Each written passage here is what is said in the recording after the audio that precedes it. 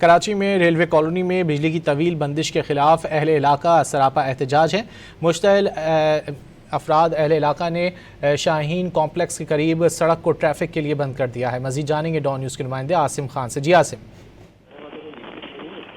جی ہاں، یہ I H چندی گڑھ روڈ سے متصل ریلوے کالونی کا علاقہ ہے جہاں پر غیر اعلانیہ لوڈ شیڈنگ اور بجلی کی طویل بندش پہ سراپا احتجاج جو مظاہرین ہیں وہ سڑکوں پر نکل آئے ہیں، جس کی وجہ سے جو ہے آئی ایچ چندی گڑھ روڈ اور اس کے اطراف بدترین ٹریفک جام ہو گیا ہے اور مظاہرین کی بڑی تعداد ہے جن کا شکوہ ہے کہ گزشتہ کئی روز سے نہ صرف غیر اعلانیہ لوڈ شیڈنگ کا سلسلہ جاری تھا بلکہ اب طویل بندش کے باعث جو ہے شدید گرمی میں مشکلات کا سامنا ہے، جس میں پانی کی کمی کا بھی سامنا ہے۔ مظاہرین کی بڑی تعداد ہے جس میں خواتین، بزرگ اور لوگوں کی بڑی تعداد ہے جنہوں نے سڑکوں پر دھرنا دیا ہوا ہے۔ تعداد اپنا احتجاج ریکارڈ کرائی۔ بہت شکریہ عاصم خان ان تفصیلات کے لیے۔